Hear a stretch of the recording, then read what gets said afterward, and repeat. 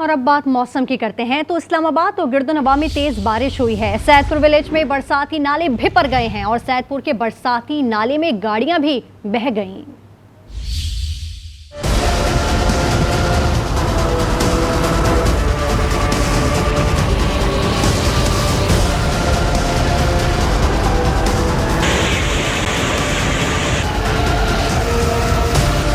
ساون کی برسات قہر ڈھانے لگی۔ اسلام آباد اور راولپنڈی میں تیز بارش ہوئی۔ 3 گھنٹے میں 163 ملی میٹر بارش سے برساتی نالے دریا کا منظر پیش کرنے لگے۔ سیدپور ولیج میں ترقیاتی کام کے دوران دیوار گر گئی۔ دیوار گرنے سے گھر کو بھی نقصان ہوا۔ نالا بھپڑنے کے باعث بارش کا پانی گھروں میں داخل ہو گیا۔ سیدپور نالے میں گاڑیاں بہہ گئیں۔ نظام زندگی مفلوج ہو گیا۔ سیدپور برساتی نالے پر رواں ہفتے ہی تعمیراتی کام مکمل کیا گیا تھا۔ سیدپور میں قائم تجاوزات کی وجہ سے پانی نشیبی ایریا میں کھڑا ہو گیا۔ اسلام آباد انتظامیہ کے مطابق بارش رکنے کے بعد غیر قانونی تعمیرات کو منہدم کیا جائے گا۔ اسلام آباد میں بارش کی تفصیلی رپورٹ آپ نے دیکھی۔ اسلام آباد میں بارش تو تھم گئی، ماڈل ولیج سیدپور میں برساتی نالا بکھرنے کے بعد انتظامیہ نے متاثرہ علاقوں کا دورہ کیا۔ امدادی سرگرمیوں کی اس وقت کیا صورتحال ہے، جانتے ہیں سیدپور ولیج میں موجود آج نیوز کے نمائندے افضل جاوید سے۔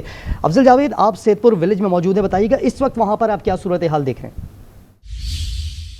جی بالکل، دن بھر جو وفاقی دارالحکومت اسلام آباد میں موسلادھار بارش کا جو سلسلہ تھا وہ تو اب کسی حد تک تھم چکا ہے، اور اس وقت جو اسلام آباد کا ماڈل ولیج ہے سیدپور، جہاں سیلابی صورتحال کا سامنا تھا، وہاں پر بھی اس وقت امدادی اداروں کی جانب سے جو کارروائیاں کی گئی ہیں اس کے بعد اب صورتحال کافی حد تک نارمل ہو چکی ہے، اور جو نالا لائیے میرے بالکل عقب میں جو ہے وہ بھی اس وقت اپنی معمول کی سطح کے مطابق جو بہہ رہا ہے۔ ڈی سی اسلام آباد عرفان میمن نے یہاں کا دورہ کیا اور امدادی ٹیموں کو فوری طور پر اپنی امدادی سرگرمیاں مکمل کرنے کی ہدایت کی۔ اسلام آباد پولیس کی ایک بڑی تعداد ابھی بھی یہاں پر ماڈل ولیج میں موجود ہے، جو مقامی لوگوں کو اس وقت ہیلپ آؤٹ کر رہی ہے، اور کسی بھی مقامی شہری کو جو ہے اس نالے کے قریب آنے سے روکا جا رہا ہے۔ اولا جو لئی کی صورتحال ہے راولپنڈی میں بھی وہ بھی بلند ہو چکی ہے۔ گوال منڈی میں اس وقت نالا لئی کی جو صورتحال ہے تقریباً 9 فٹ تک پہنچ چکی ہے، جبکہ کٹاریا میں نالا لئی کی جو صورتحال ہے 13 فٹ سے کم ہو کر 11 فٹ پر آ چکی ہے۔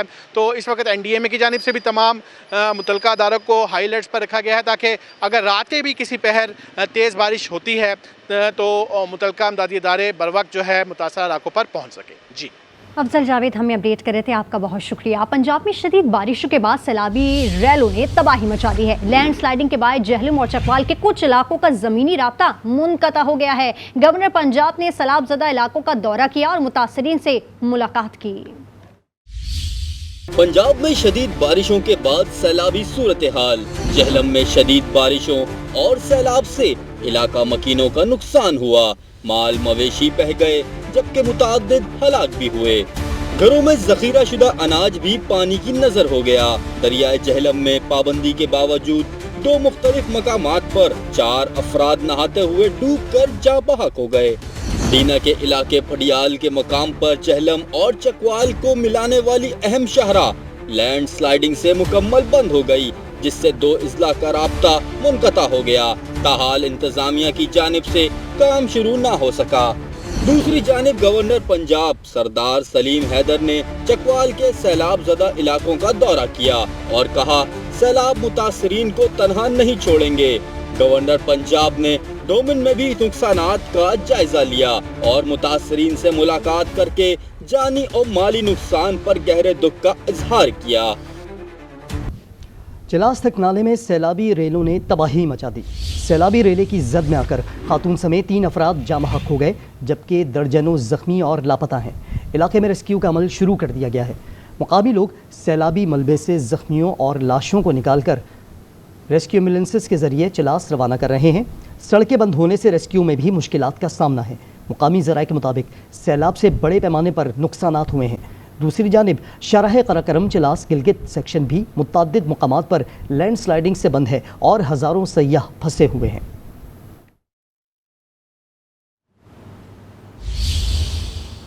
स्कर्दू में गरज चमक के साथ तूफानी बारिशें। नवाही गांव रेगोल में सैलाबी रैला दाखिल हो गया। लोगों ने भागकर जान बचाई। लैंड स्लाइडिंग और सैलाबी रैले ने बड़े पैमाने पर तबाही मचा दी है। सैलाबी रैला रास्ते में आने वाले खेत बागात तबाह करता हुआ गांव में दाखिल हुआ, जबकि तोदा गिरने से आलमी शोहरत याफ्ता तफरीगा देवसाई सड़क सतपारा के मुकाम पर हर किस्म की ट्रैफिक के लिए बंद हो गई। सैकड़ों मुल्की और गैर मुल्की सयाह फंस गए।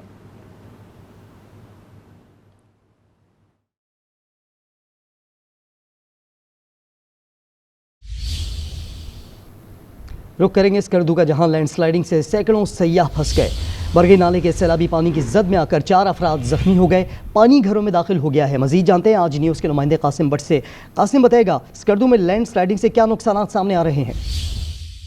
आज बिल्कुल स्कर्दू और गिरद नवाह में आज दोपहर से तूफ़ानी बारिशों का सिलसिला है। गरज चमक के साथ धमाकों की मुसलसल आवाज़ें आ रही हैं और जिसकी वजह से आसमानी बिजली गिरने से बुरगी नाले में तुगयानी आ गई और सैलाबी रेला जो है वो गांव में दाखिल हो गया है, जिसकी जद में आकर कई घर जो है 1 दर्जन से ज़ायद घरों में पानी दाखिल हो गया है और खाने पीने की अशिया समेत सारी चीज़ें जो है वो ज़ेर आब आ गई हैं। कमिश्नर कमाल खान से हमारी बात हुई, उनका कहना ये था गो कि वो मशीनरी को हैवी मशीनरी को मलबा साफ़ करने के लिए और सड़कें वागुज़र करने के लिए रवाना कर चुके हैं। ताहम रात होने की वजह से इमदादी जो रुक करते हैं हरीपुर का। तो हरीपुर की तहसील खानपुर में मूसलाधार बारिश के बायस नदी नालों में शदीद तुग़यानी आ गई है। खानपुर को बालाई खानपुर के देहात से मिलाने वाला पुल सैलाबी रैले में बह गया है। दर्जनों देहात का खानपुर से ज़मीनी राब्ता मुनक़ता हो गया।